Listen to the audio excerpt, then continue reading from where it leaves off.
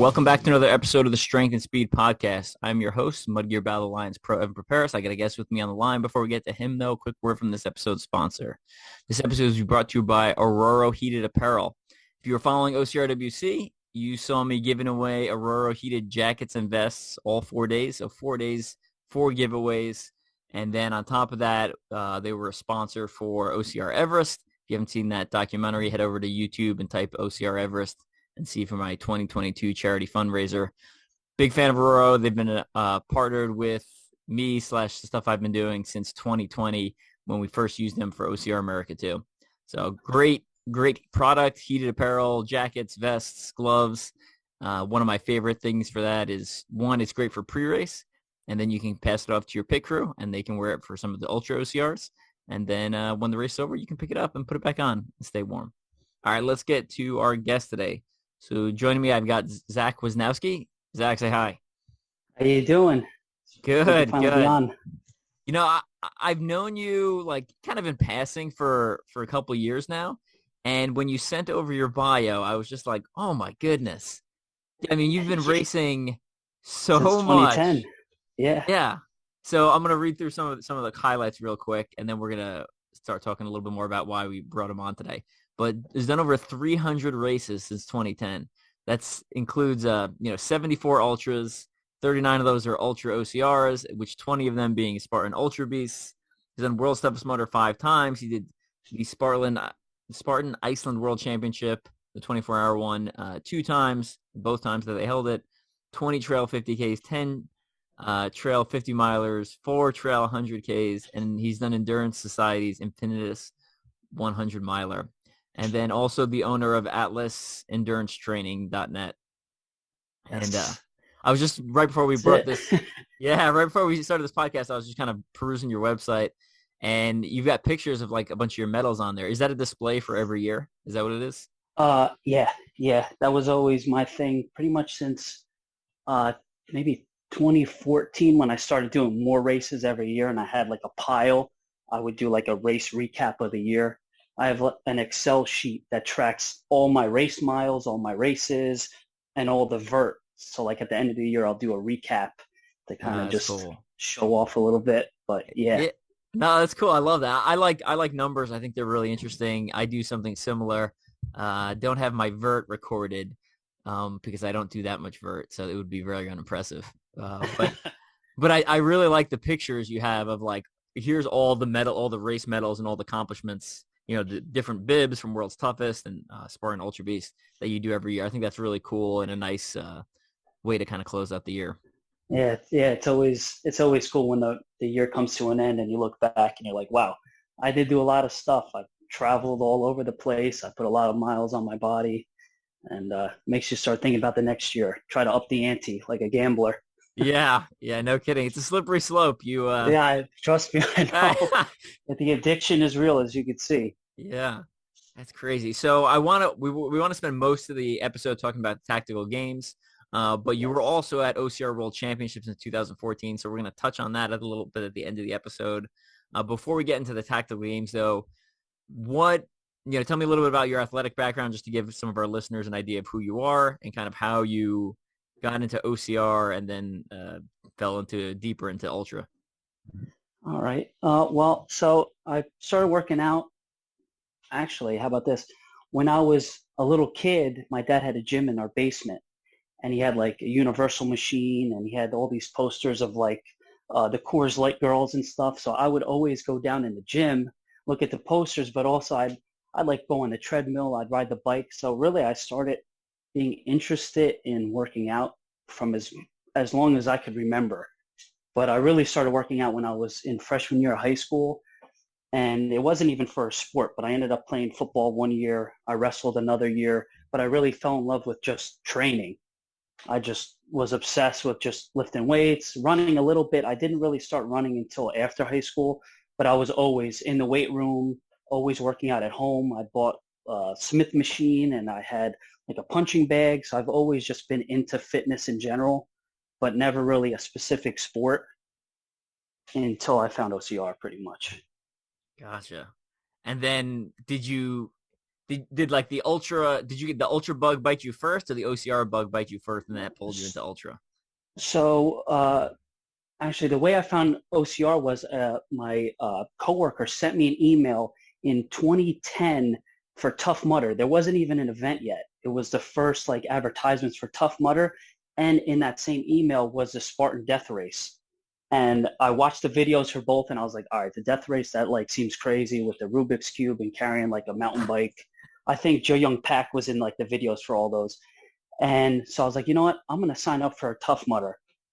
So I did for 2010. And then in the lead up for that, I started running and I found like some local 5K OCRs. Like, I think it was like Merrill, Down and Dirty, and Run Amok. So I started doing like the 5K races, maybe 10K, and then it built up to that Tough Mudder. So that was that first year.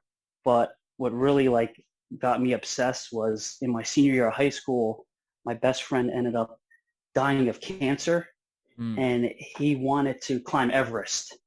And I have his ashes in a vial that I actually carry on some races with me.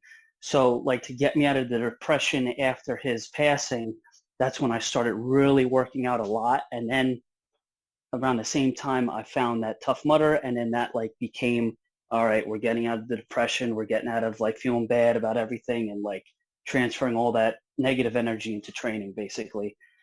So then I started following Billy Richards in, I don't know, 2013, 2014, and he was running ultras. And I didn't even know about them. And around the same time, that's when the BFX started in Battle Frog, which kind of was the slippery slope for me to get into ultras. I was like, I want to do a BFX. And that was like the gateway to do. I think I did my first marathon distance in the BFX. And then I saw Billy doing 50Ks. And then that's what got me into that. So he's kind of the catalyst that got me into to ultras is Billy. Yeah, we're big friends of Billy Richards here on the podcast. Yeah, we've had him on. He's a legend. Yeah, he's so funny. I know people who have been listening for a long time have heard this story, but so when he was trying to do all the 100-milers in a year, he flew out, and I was like, yeah, I'll pick you up from the airport. I'll take you to the race, and I'll even pace you for the last 20 to 40 miles. I ended up pacing the last like 40 miles, but so I picked this dude. I pick up Billy at the airport. He had done 100 miles the week before, and I don't know how many up to that point yet, like 20 or something for that calendar year. Yeah. And the guest room's in the basement. And I'm like, yeah, your room's in the basement, and he's walking down the stairs, and he can barely make it down the stairs. I'm like, this dude's gonna run 100 miles tomorrow. He's out of his mind. It's crazy, man. And then we wake up the next, and then he did. He did. Yeah. So we wake up the next morning, and he's like, oh, I just want to stop at the gas station real quick. And I'm like, yeah, no problem. And he goes in and buys like, I swear, like two or four, Bang energy drinks and a couple of 5-hour energy drinks. And he like slams several of them. And I was like,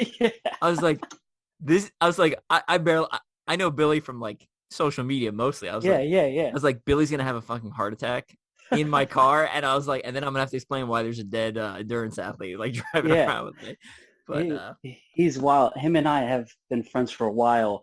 We actually went to Iceland together for that ultra championship, and World's Toughest. We traveled together another year. So I've definitely seen him at like, you think he's destroyed, his like toenails are peeling off, his feet are like peeling off, and he's still going. I'm like, dude, how are you still going? Like your body is wrecked, and he just bites down on the mouthpiece and keeps going. It's insane. Yeah, the mind is incredible. It can override a lot of the body. Yeah, he is once in a lifetime ultra guy. So you mentioned earlier about the loss of your friend there. Any advice you have for someone that may be going through kind of a tough time? Well, it's kind of like the same with doing an ultra. There'll be highs and lows, just like in life, and it's always going to get better. You could be down on your luck and just everything is against you, but just there's another day.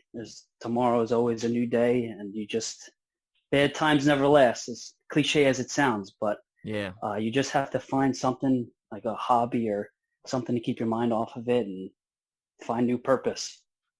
Love it. I appreciate thanks for sharing that with the audience. I think that's Yeah, valuable. definitely. Um, Absolutely.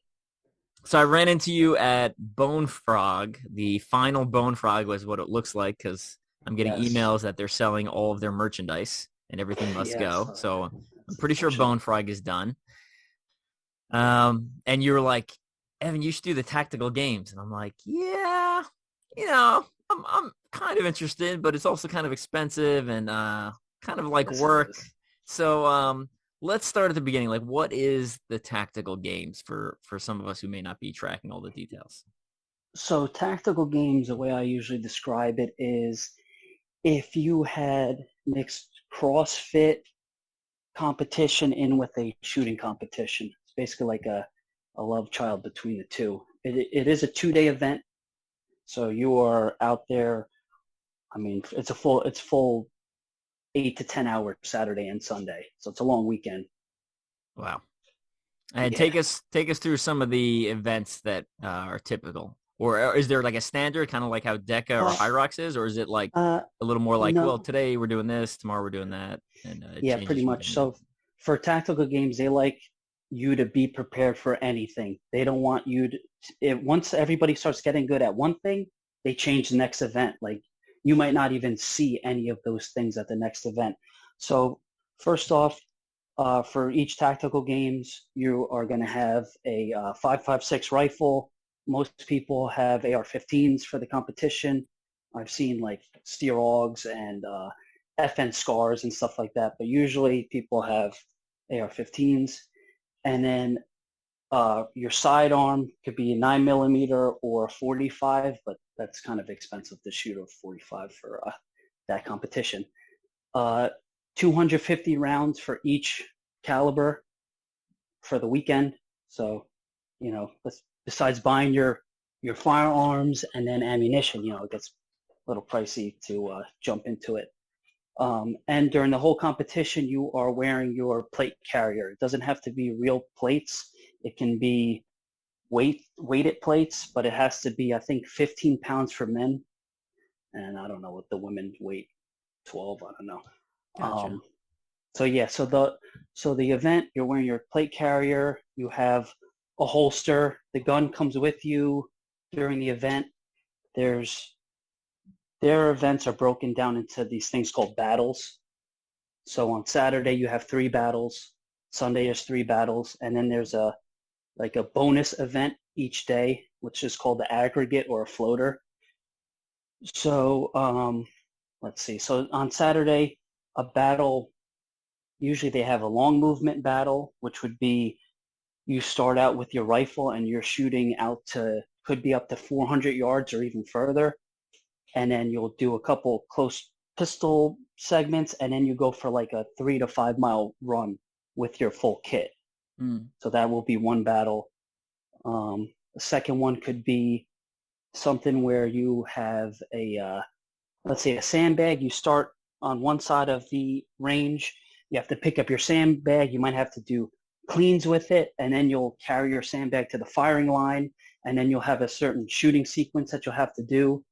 It could be at a barrier. It could be weak side or strong side stance. It could be laying or kneeling. And then you'll bring your sandbag back, do another workout sequence, then go back to the firing line and do more shooting. So each battle is like a short workout, and it's time capped. Each one is like capped at 10 to 15 minutes. So it's intense. I mean, it's an all-out effort. You are totally gassed at the end of each battle. Yeah, And it gets pretty intense. Doing that short and that intensive of a workout is to me, in my opinion, is worse, right, than doing like more of endurance stuff, because exactly. you just have to redline super hard, and then you get that like adrenaline dump, and then it's like, all right, well now I gotta kind of rest and recover because the next battle's coming up in however long. And it's intense because usually people that, if you're not in military or police, with your firearm, you're never full heart rate, redlined. You're usually shooting, not next to somebody else shooting like that, so intense. So it's to get into it, I would say, take a while learning your gun and safety, because it is when your mind is racing and you're in race brain, you need to be safe. Yeah. You will get kicked out if you break the 180 rule of, if you flag anybody with your firearm, you're out. Like, Right. they don't play around. All right. Never should they. Nor should they. Yeah. But any limits on like the optics? Like, can you show up with like EOTechs or ACOG, like basically scopes? Yeah. So a lot of people have the LVPO optics by Vortex. Some people have EOTechs. I ran an EOTech at my first one. You could have a red dot. The only thing is you can't change your optic. Like, there's a check-in on Friday, and they check your firearm, and you're not supposed to change anything on it. Got it. Through the weekend. So what you get, that's it. And then there's different categories that you could compete in. So there's intermediate, which you cannot have a optic on your pistol. Then there's a tactical group, and you can run an optic on your pistol. Then there's elite, and I don't think elite can run an optic on their pistol. But the difference between each of those groups is the weights. So like you do power cleans, and intermediate might be doing like 95-pound power cleans. Tactical might be doing like 125, and elite might be doing 145. So that would be the difference between each one. You're still doing the same workout, but sandbags will be heavier, implements will be heavier. It's almost like you do a lot of like strongman type stuff. There's yokes that you'll have to carry, sled drags. You'll carry a Huffle Stone, which is from strongman, farmer's carries, overhead carries, ultra carries. Yeah. Cool. Sounds really cool. I know I was watching some highlights on Corinna Coffin when she was doing tactical games earlier this year. Yeah. And then she got hurt, like doing something super simple. I think she jumped over a wall and just landed. Yeah, it was an obstacle course. So what she did was actually the floater or aggregate, where it's like the bonus event. So she actually hurt herself, like, not in a regular battle. Yeah. That's crazy. It's so weird how, some of us have done some of these movements so many times, and then like it's just weird one day. So Claude got booed when she got hurt. It's basically she was jumping over a wall, no plate carrier, but at the Battle Frog TV series, and like essentially ruins her season, and then other life priorities took over, babies and growing a family, all that stuff. Life stuff gets in the way of racing, but yeah, she hurt herself on that aggregate, and it was wild because she was on that Battle Frog show, Corinna Coffin. Yeah, Remember? both of them were. She was, yeah. And I forgot to mention it earlier. A veteran. I love when you're telling some of your athletic bio. I love you're naming brands that are no longer around. All these like throwback brands, like from the early days of OCR. It's just a good jog down memory lane. So ABF Mud Run. I don't know if that was in Jersey. That was like a permanent course. And now Bone Frog. I tried to use ABF Mud Run for OCR America 1, and they were like, no, we're actually closing our doors like this year. And I was like, oh, that's unfortunate. But I never got to go there. It was a cool race. I think actually somebody said he popped up again on social media and reached out to my friend. So ABF might come back. I don't know. Yeah. Cool. We'll see. Yeah. So how many tactical games are there? And Tactical Games is the brand, yes? Yes, Tactical Games is the brand. And actually there's there's two competitors that I know of, but I haven't done their events. One is called the Proving Grounds. Okay. And another one is called Patriot Games. Gotcha. So there are two other companies. Yeah. Cool. It sounds like a really cool event, a really unique event. And the community is pretty cool, just like OCR community. When you're at the event, everybody is like, the pit is kind of like in the parking lot, and everybody's pretty much stationed at their vehicles, almost like a tailgate. Everybody's got pop-up tents and your table set up, because that's where you go after each battle. Because you'll wait like, it might be 3 to 5 hours between battles. So there's a lot of downtime to watch other people, to hang out. Sometimes they'll ask you to referee, I guess you'd call it, the next battle group that goes. So you'll be on the firing line and make sure everybody's being safe and make sure they're shooting the right sequence. So Nice. it's a cool community to get into, and especially with the training online. Everybody's sharing their like training tips, and it's pretty cool.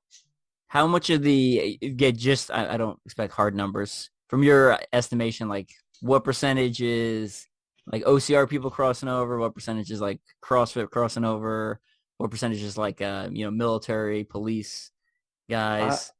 I would say military and police is probably, I would say probably 60% Hmm. maybe, and then let's say 30% is CrossFit, and then 10% is OCR.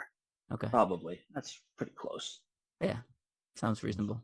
Yeah, Yeah, as a so all that you obviously you have to bring your own rifle, right? Or correct. Yes, handgun. Yeah. So that's I mean right there that's a fairly if small you own that community. stuff, that's a Yeah, substantial barrier to entry, right? That stuff's expensive. yeah, and it My matters rifle. what state you're in.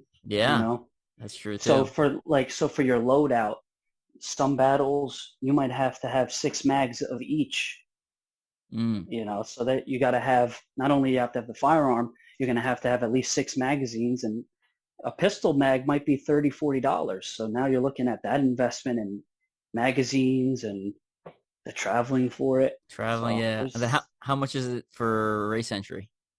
it's I think it's between it's like maybe 350, let's Oh say. wow, yeah. So yeah, But that's not.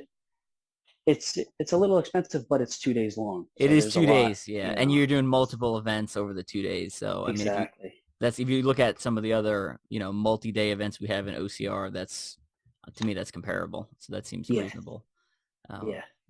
And you are beat up. I'm gonna tell you, I mean, I do a lot of racing and training, but at the end of day one, you're like, all right, my body feels it. And at the end of day two, you're like, I'm done. Like, I need to sit down, lay down. I am done. Really. Yeah, So, they push you to your limit. where was the event you did this year? I did Ohio and West Virginia. Nice. Any plans to do them again or similar or different brand next year? Yeah, I'm actually signed up for the Proving Grounds in like 2-3 weeks, but I don't Oh, think I'm gonna really? be able to make it. Yeah, I gotta change my plans. And then next year I would like to do 3 or 4 tactical games. Nice. I'd like to Cool. get more into it. Sounds like a really cool event. Any final recommendations you'd say? Let's say someone's listening to this, maybe they're an OCR athlete, is looking to cross over into that tactical games type competition. Any recommendations? I would say, get your firearms and be comfortable. Make sure you're safe and comfortable with it. I know a lot of people get their nerves when they go to the range and you're a little uncomfortable. Before you go, make sure you are comfortable with your firearm, Mm, and definitely do dry fire training, just so you got that muscle memory of, finger off the trigger and muzzle discipline. yeah. No, absolutely, absolutely good advice there. In the military, we spend so much. Like when I went to Ranger School, I spent like 2 months carrying a rifle all the time, and then on my deployments, at least the first couple, I was essentially carrying a rifle all the time. So you forget. I forget that it's not like inherent to anyone who picks up a firearm. Right? To me, it's Yeah, yeah. I've done it so much, it's like that's ingrained into my brain. I can't like even toy guns. I pick up like one of my kid's toy gun and like got my finger off the trigger and like my thumbs where like the safety would be. yeah, So exactly. Yeah, it's kind of I'm funny. I'm the same way with that. Yeah, but I mean, it's intense. There's some people that go there and they actually quit halfway through the day. They don't show up to the next battle because it was just too much for them, Oh between man. the workout and just the intensity of being on that firing line. And the targets, you're not shooting at silhouettes. You are shooting at small, I mean, you're shooting at, let's say, a 100-yard target, and you're shooting at a 9-inch square with the rifle. And then pistol, you're shooting at maybe a 4-inch like triangle at maybe 15 yards. Mm, So it's relatively small targets for being that fast because you're shooting under stress. yeah. So I mean, these guys who are winning the elite, they're like unbelievable. Their shooting skills are off the charts. Yeah. It's insane. It's like watching John Wick. Is it reactive targets, right? So is it metal plates that essentially have a sound when they impact, or are you shooting paper? shooting paper for most of it. The long movement shot where you're shooting out to like 400, 500 yards, they'll be steel. And then some of the aggregates will be steel. Gotcha. Like there was one in West Virginia. The name of the battle was El Cartel, and you actually start in an SUV and you engage targets, metal targets with your rifle, pistol. You got to close the door. You run to the back of the vehicle. You're on cover. You're shooting multiple targets again, and then you have to like drag a dummy into the trunk and close the door and get back in. It's like a scenario, but you're shooting at metal with that. It's really cool. That sounds really cool. You know, the Army, you'd be surprised at how little the Army incorporates some of that training. I think the special operations community, where I think, you know, we have a little more flexibility with range safety and stuff like that. But like the big Army, the big conventional Army is not as like, you think that would be, in my mind, like, well, this makes the most sense because this simulates what you do in combat. They don't quite do it as much as people would think. I'll just say that. You know, we do a lot of blanks and a lot of, you know, practice missions and stuff like that. But like putting it all together with live fire and physical stress, you know, sometimes I think the Army is a little bit too timid on that because they're so safety conscious. Yeah. And I'm sure you guys are doing it very safe. But yeah, absolutely. Yeah. You know, sometimes the Army is just a little bit too safe, in my opinion. And then, but then you get to Iraq, and they shouldn't be. Yeah, then you get to Iraq, and they're like, just head outside the wire. Watch out. There are bombs out there. You'll be fine. And you're like, shouldn't you give me more? Shouldn't you give me more than this? And they're like, be careful. They're bad. That's wild. Yeah, it's weird. But then, like, you know, in the Army, they're like, if you're gonna drive over 200 miles, I need you to submit a pass. I was like, what? You need to submit a pass? I'm driving to the next major city? Whatever. That's another story, though. That's some other stories. Anyway. Sounds like tactical games is much more fun. So the big thing about the Army is we're pretty good at sucking the fun out of most things. So like I love going to the range. Going to the range of the Army is usually not fun, with the exception of special operations. Then it's fun. Again, because we have a little more flexibility and it's usually a smaller group. Jumping out of planes is fun. Jumping out of planes with the Army is typically not super fun because there's just a lot of waiting around and there's so many people. But you know, hurry up and wait, right? Hurry up and wait, exactly, right? You know, so it's, but at the end of the day, you know, it's I typically don't remember waiting around all day. You just remember the actual experience of like jumping or whatever. So yeah. Another thing for somebody who wants to first get into it, I would say go to an event and volunteer, because they always need volunteers, and then you'll get, you know, an event, but you'll be able to see how the flow of everything, how it works. You'll be more comfortable for your first time because nothing's going to be that new. So I would say if there's one in your area, definitely go check it out, volunteer. Gotcha. Another good piece of advice, not only for tactical games, but for really any kind of new sport you're getting into, especially in the ultra scene. Like I know some of the big ultras, if you volunteer at them, a lot of times they'll give you discounted entry or preferred entry as far as if it's a raffle, they'll like you increase your number of chances to win. Yeah, definitely. Being at an aid station, that's kind of fun. Yeah, then you get to see the suffering, you know, the poop show that is the aid station of people looking terrible, and especially for the kind of the nuanced, like the complicated ones, like you get out to Badwater where like the heat obviously plays a huge role. I think you just physically learn a lot being at an event that you're may have never done before. You could see what's working for some people, what's not. And, you know, even for like gear and food and fueling and stuff like that. It's great to see what other people are doing. Cool. So let's jump into OCRWC. So you were at the first one, 2014. I was also there. Yes. Did you get to go to Blue Mountain or London? Any of those ones? I went to Blue Mountain. I didn't go to London. I just didn't really want to go to the UK. I don't know. It didn't appeal to me. Similar experiences to my OCRWC experiences. So just for our listeners, because I don't think people quite realize how much the sport's changed. Compare 2014 OCRWC to 2022 OCRWC.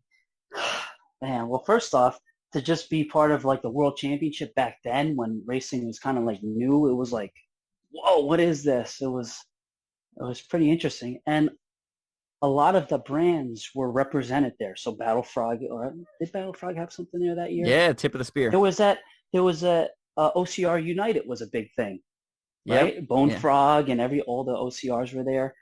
And that course was pretty cool. I mean, there was a lot of like little hill climbs, I'd say, rolling hills, some nice climbs, a lot of mud. It was in October, so it was chilly.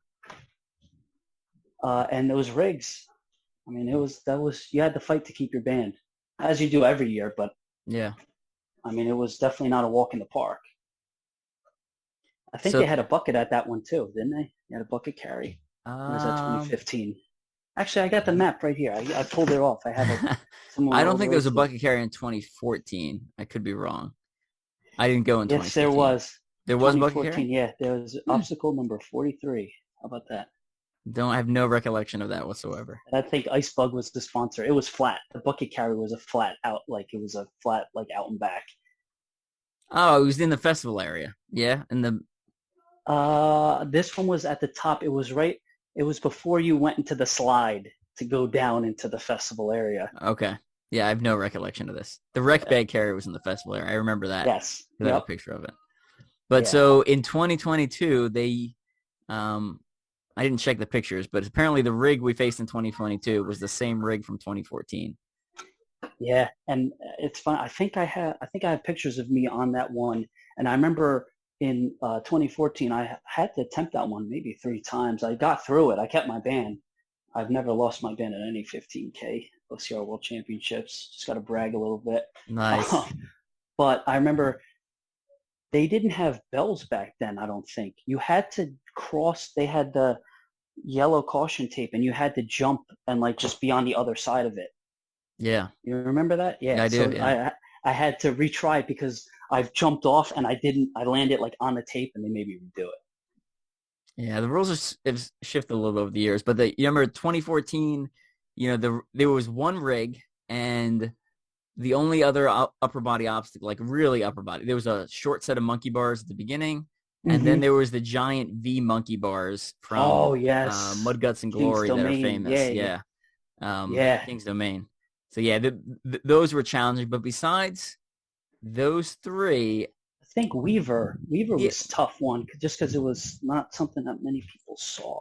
Yeah, Weaver was tough, but you could essentially rest on the obstacle, right? If you get and then there was like a Tyrolean traverse too, but that was basically it. And then when I compare and contrast that to 2022, and you look at the sheer number of grip obstacles. That's such a great point. Yeah, I didn't even think of that. Yeah, it wasn't rig after rig after rig like it is now. The sport has come such a long way. And in 2015, they were like, we've got a big announcement this year. There's going to be 2 rigs, and people were losing their mind. Yeah. And now it's like, oh, yeah, we have 2 rigs.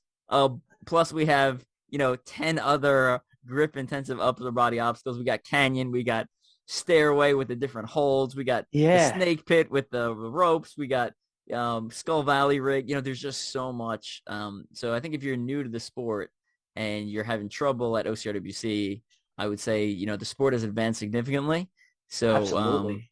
But I will say with a little bit of practice and focused training, you can get, the growth rate of the sport is slower than a person who can come in and really like apply themselves. So you might have a rocky beginning, but if you lost the band, no big deal. Focus, reapply, and come back next year. Yeah, I don't think 2014 me would be able to handle 2022's OCR Worlds course. No, I don't think that was intense. I would say I think 2016 would probably be, for me, would be like when I could handle 2022 Worlds. I don't think 2014 or 2015 for me. It was just too, maybe end of 2015, but I don't think so. I think 2016 version of me can handle it. But also the rigs, the rigs at the other races weren't really, I mean, Battle Frog always had a tough rig. They were my favorite when they were around. They always had something tough. They always had crazy upper body stuff. Now it seems like Savage is becoming that kind of guy. Yeah. Except for the Lachey's. I just don't like the Lachey's, but Mm. that's just me. So we're still not quite at ninja level, and I don't think we No. quite ever will, just because you need a lot more throughput for an OCR obstacle versus a ninja obstacle that you can reset after every one. But it is substantially harder than it was a couple of years ago. I'll say that. Absolutely. And, in 2014, there was that one rig, like we were talking about, and it literally obliterated the field. Like, Oh, I remember. Yeah. 9 pro women kept their band. I remember. Yeah. And then the men's field was probably cut in half. It was just like, versus now, like you look at the pro field and there's very few pros that end up losing their band or even have to redo an obstacle more than once. It's just What's funny to me is I remember when Gibbons first came out and that was in the festival area and everybody was like, "Oh my God, what is this?" And I think a lot of people had problems with it. I had a problem with it because I just can't monkey swing with my bad shoulder. But now, like this year, Gibbons was like on the far side of the mountain. It was just like, oh yeah, it's whatever. It's just a whatever obstacle now. right. Like that was tough when that first came out. Everybody was like, "Whoa." Yeah, absolutely. I feel you with the bad shoulder. Also, I'm in the same boat. I end up two-handing the Gibbons a lot of the times where that's the only way I get through it. I have to two-hand it, and I actually will get the prior dowel and I'll have to switch it in my hands as I'm hanging and then go the same way. Interesting. If that makes sense. Yeah. And so you're always leading with the right essentially or the left, whatever? I always, lead with my left. Yeah. I can't hang and swing on my left. I can hang and swing on my right, but my left, I had shoulder surgery like 2 years ago. It's good now, but I still can't hang from it. Gotcha.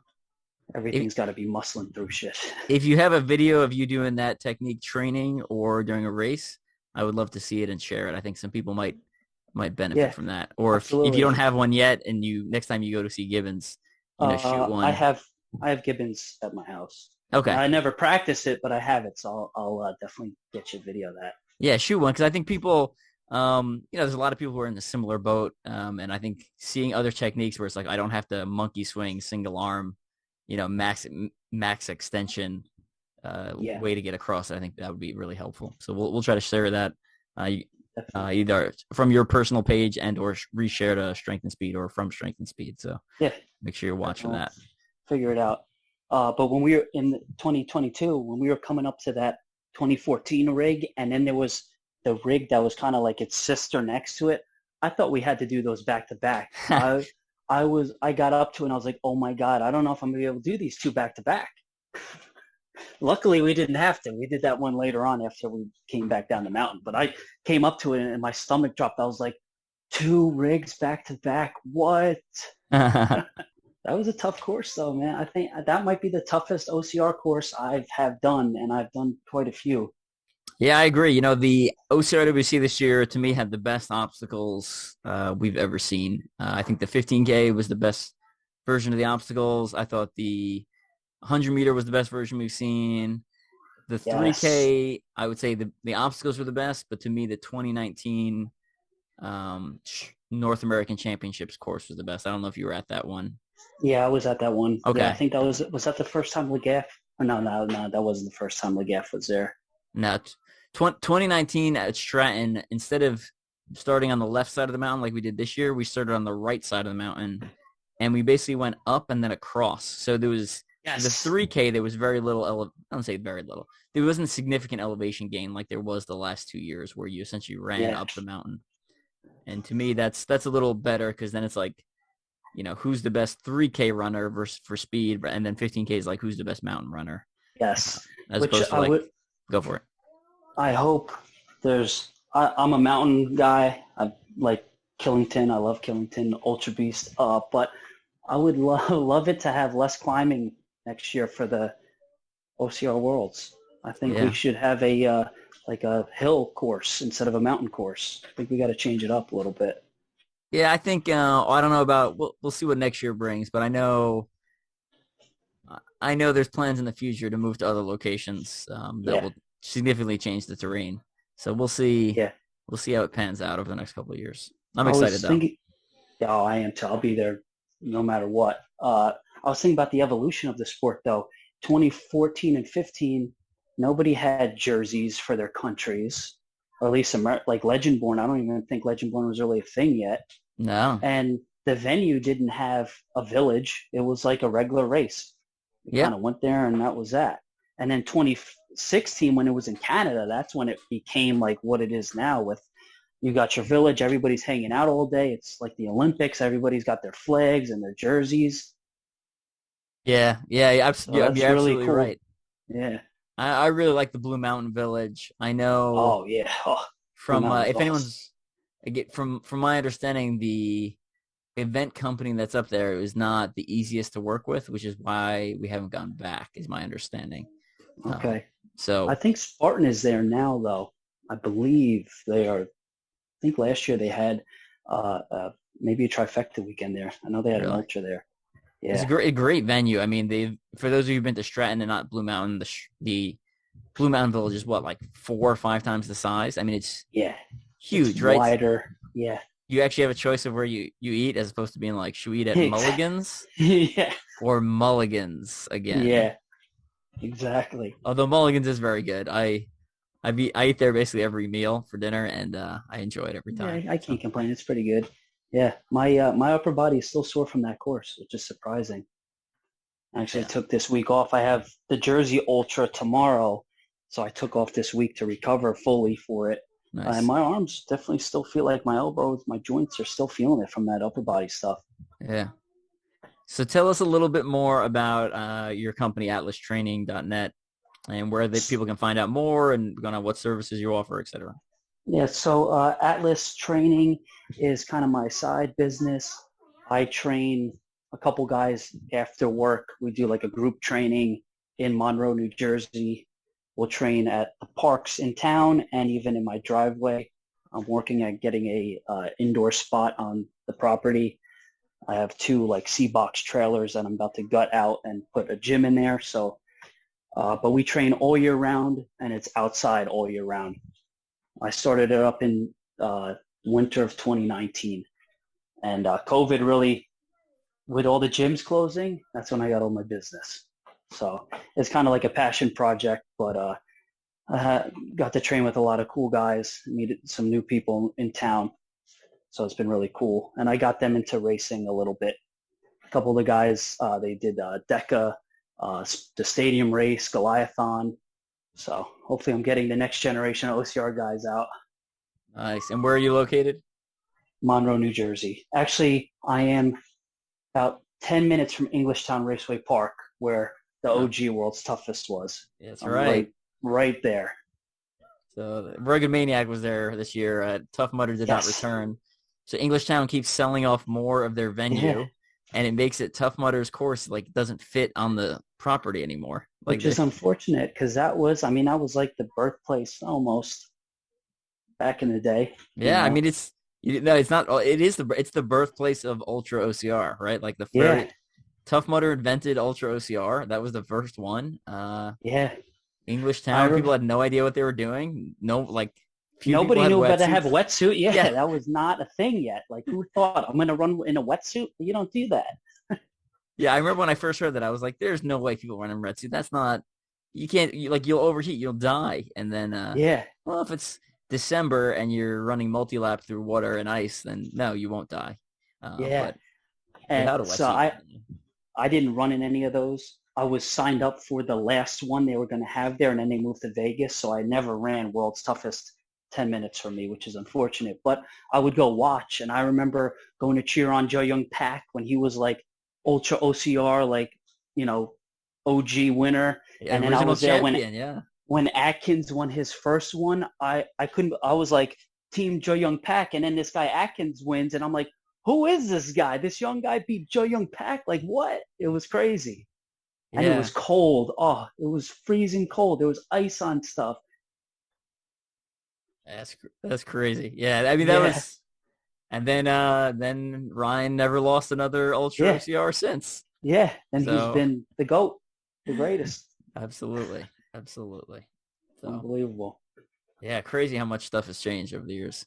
Also crazy. Also, like the number of times I've been at the same venue as you is preposterous, because I've been That I didn't get to go to Englishtown either. I was supposed to go that last year in New Jersey, and Hmm. due to the military, I had to work that weekend. So I essentially deferred it a year to Yeah. next year in Vegas. So pretty funny. And that's the other thing. I really do like the old Tough Mudder courses versus the newer ones. I like some of the older obstacles, um, and even just the pit, even some of the obstacles from like say 2017, like King of Swingers, those like big ones. Yeah. Uh, I kind of don't like the newer courses over the past few years.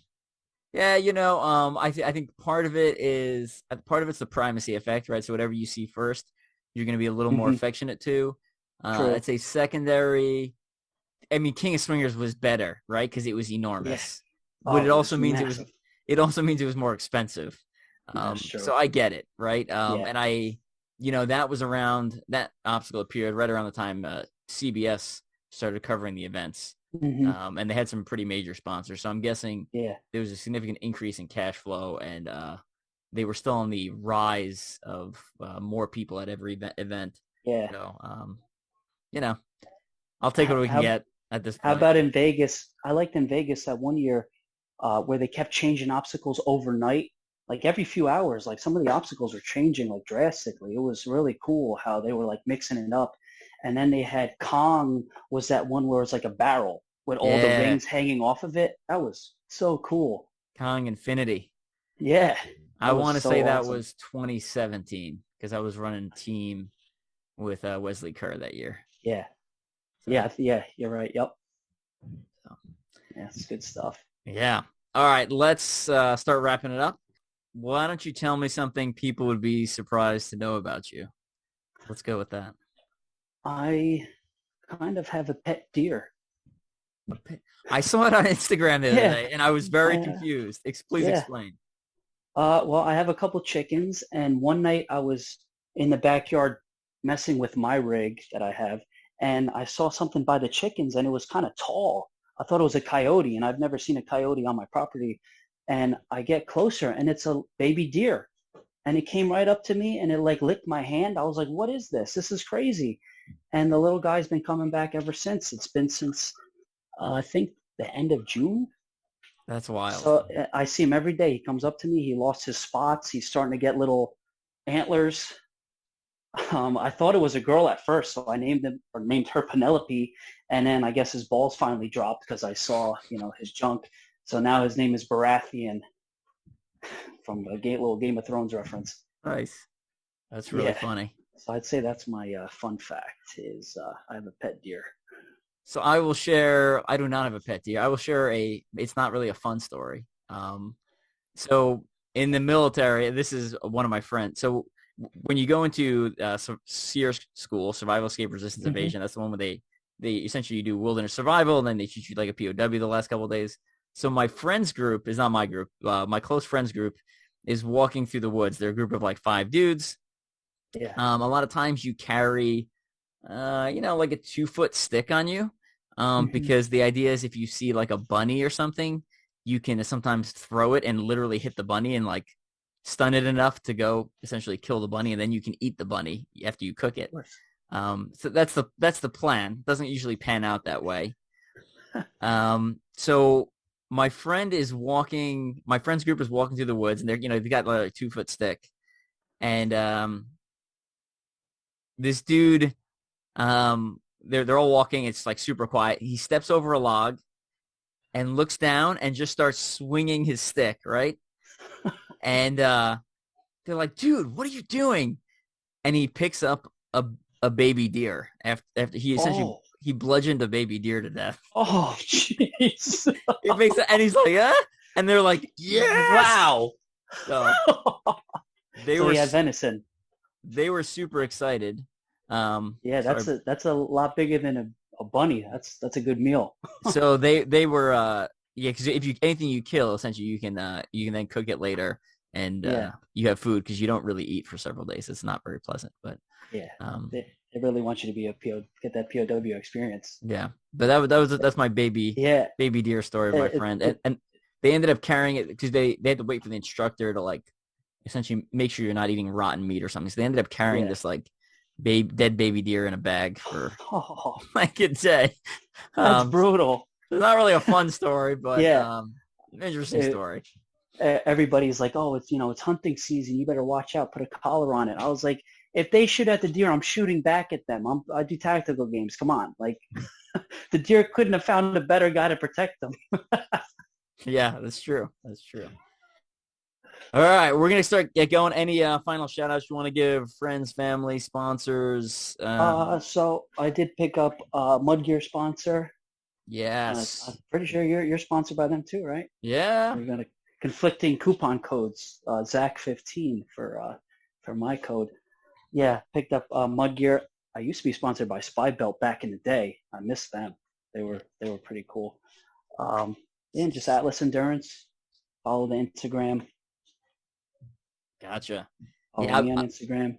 I'm a big fan of Spy Belt. I bought one of their belts probably 15 years ago, and I treat it worse than any other piece of gear on the planet, and it is still working, which is shocking.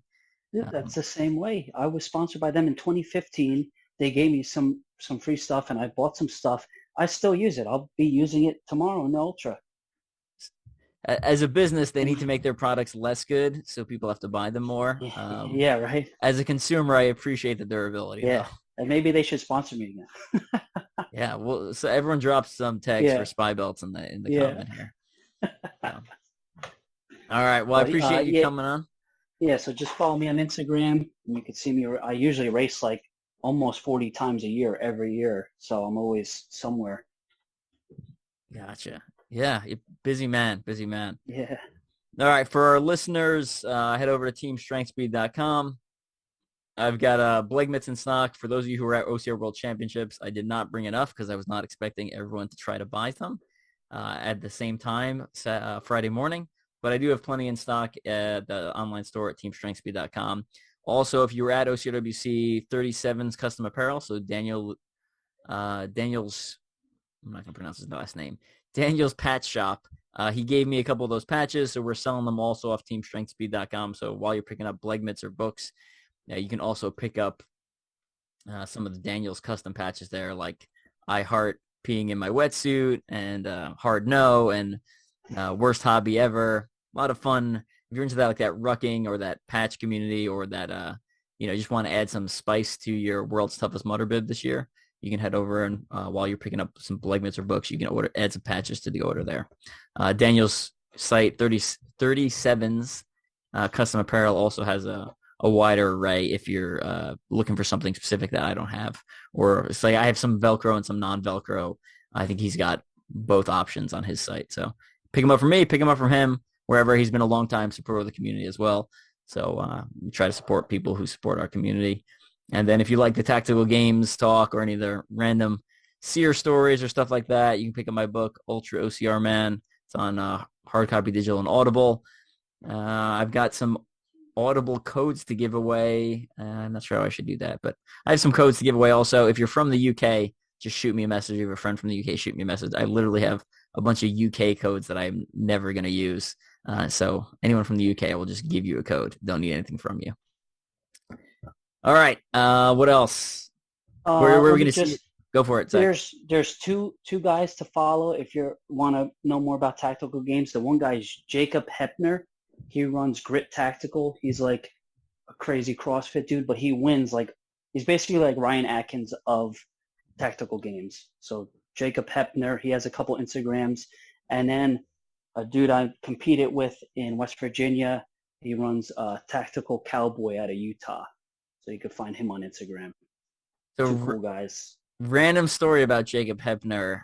I want to say he trained at so the place where we shot the Mud Gear commercial for Mud Gear Made Tougher, like the CrossFit gym. You'll see some like on my Instagram feed. There's always, or my Facebook feed, there's always a picture of a guy rowing, and then there's like a picture of me walking, and there's some wall ball stuff. If you go to Mud Gear Made Tougher video on YouTube, so the owner of that gym is a guy named Dave. He knows Jacob Hepner. Okay. And then when we did last Conquer the Gauntlet Pro Team Takeover weekend we did in 2020. It was like March of 2020, like literally the weekend before everything shut down. Yeah. We So we worked out at ROKC gym in Kansas City. And then we went to the shooting range, which is directly behind there. And we were at the range shooting. And Jacob Hebner was there with, like, he was at for some random bachelor party. What are the odds? Yeah, so I didn't recognize him, but Chris Balvin recognized him and was like, "Oh, dude," and I was like, "Oh, is that?" So the owner comes up to us and he's like, "You guys do CrossFit or something?" And we're like, "No, OCR." And it's like, and Chris is like, "That group does CrossFit." Yeah. But it was like all these like random fit dudes hanging out at the shooting range, shooting on lanes next to each other. It's kind of random. Yeah, that's so funny. What are the odds of that? Yeah. All right, we're gonna get going. Zach, thanks again for joining me. I will see you at World's Toughest in a couple of weeks. Yes. Yeah, World's Toughest. I'll be at the Ultra Beast this weekend. Got 100-mile the weekend after. Deca Fit in November in Atlantic City. And that's pretty much it for the year. All right, following the Billy Richards method of just stacking races upon races. I like it. Exactly. I'm figuring the 100-mile will get me in good contention for World's Toughest, right? If you recover from time. Or burn me out. Yeah. I like rolling the dice. Go big or go home. I like it. Exactly. All right. Good catching up with you. We'll see you around. Thank you. I'll see you. Bye-bye.